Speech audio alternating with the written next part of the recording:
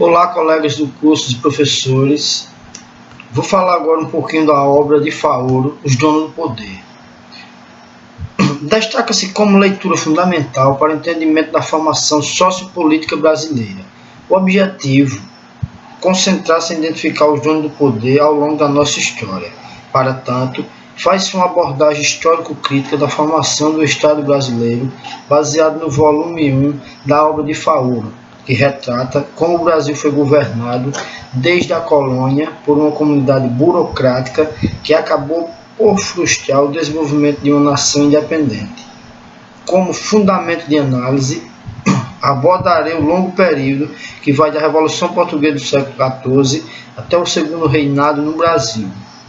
O poder sempre esteve concentrado na mão de poucos, desde a formação social e política do Brasil.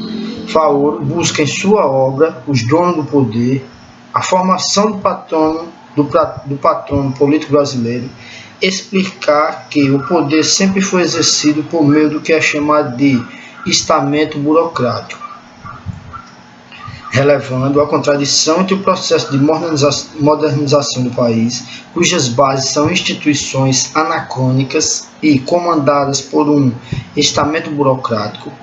Este se fundamenta no sistema patrimonial do capitalismo politicamente orientado, que nem mesmo a pressão da ideologia liberal e democrática conseguiu quebrar, diluir ou desfazer.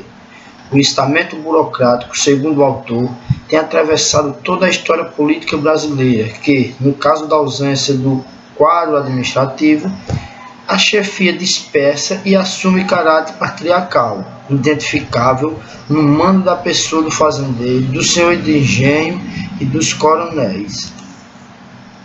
No patronalismo, a obra Os Donos do Poder, de Raimundo Faoro, caracteriza a formação do Estado português como um modelo de Estado patrimonial. Nele, as relações eram de supremacia entre o rei e seus súditos. O rei era o chefe supremo que comandava o seu povo e o conduzia subordinadamente a cumprir suas ordens, além de ser também o maior proprietário de terras existentes em suas dimensões, evidenciando seu status de poder. O Estado patrimonial era sustentado pelo direito romano, pois o príncipe, como senhor e proprietário sobre todas as pessoas e bens, definiu-se como uma ideia dominante na monarquia romana. Muitos conceitos de Roma estavam presentes na construção do reino português, influência da invasão romana na Península Ibérica. No patrimonialismo, não existia intermediário na relação do soberano com o povo, pois, abaixo dele, todos eram súditos.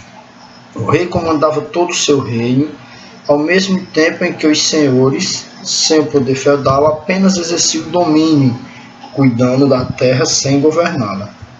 A exploração das terras do reino, a comercialização e arrecadação de impostos administrados pelos conselhos aumentavam os bens do rei. Os conselhos eram os órgãos administrativos usados como estratégias políticas para impor ao povo o dever de defender militarmente as suas terras dos inimigos. No feudalismo, Faoro nega a existência de um regime feudal no Estado português. Segundo ele, para que existisse o feudalismo, era preciso a reunião de 3 elementos, sendo eles o elemento militar, que caracterizava uma camada ligada ao soberano por um contrato sem subordinação incondicional, o elemento econômico-social, que reservava aos senhores uma renda resultante da exploração da terra, e o elemento político, no qual a camada dominante ligada ao rei tinha poderes administrativos. O elemento da não subordinação incondicional por uma camada deixa evidente a existência do feudalismo em Portugal, onde tudo e todos estavam subordinados ao comando do rei.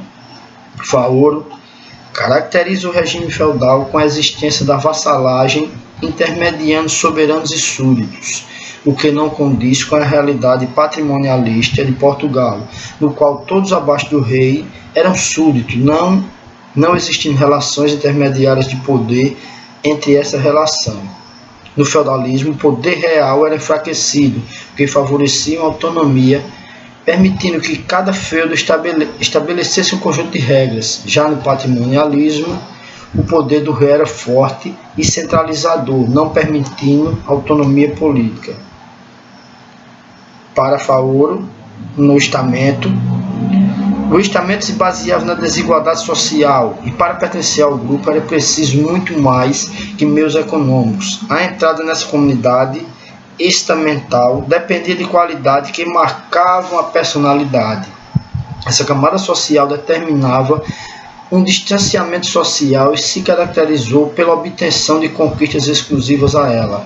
O surgimento do estamento estava geralmente ligado às sociedades em que o mercado não dominava toda a economia, como uma sociedade patrimonial, onde a economia comercial não dava diretamente poder político para os comerciantes. Numa sociedade patrimonial, para Faoro, sua dinâmica diferente de uma sociedade dividida em classes se produzia de cima para baixo. O grupo que comandava junto ao rei orientava a economia e todos os outros segmentos do Estado. Todas as camadas dirigiam suas atividades conforme o soberano e sua comunidade de governo estabelecia.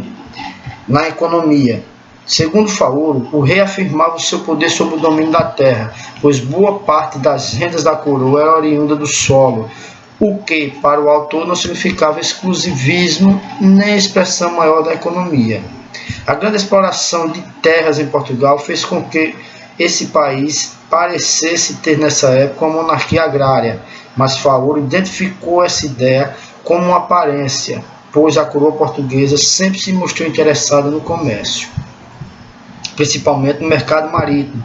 Foram as atividades comerciais de exportação de produtos como vinhos, azeites, frutas, sal e pescado, que definiram a economia comercial de Portugal. O uso da moeda como padrão de todas as coisas renovou as bases das estruturas sociais, políticas, econômicas e proporcionou a Portugal um caminho aberto ao progressivo desenvolvimento do comércio, pois o valor das coisas passou a ser estabelecido pela moeda e não mais pela terra. A cidade tomou o lugar do campo. A origem do valor foi atribuída ao trabalho, pois, como afirmou Karl Marx, o valor de uma mercadoria é determinado pela quantidade de trabalho que essa mercadoria representa.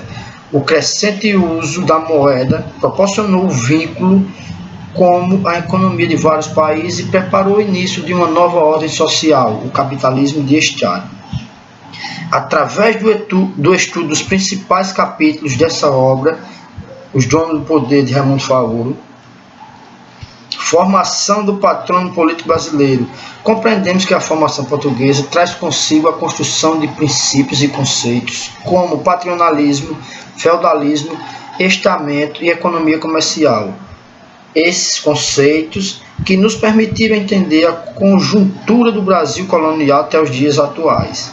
Percebemos que a história brasileira é constituída de vários personagens que tiveram um papel importante no desenvolvimento da sociedade, mas não são facilmente identificados nos livros e obras que retratam a construção desse país. São os denominados invisíveis, que são os índios, os negros e os menos favorecidos.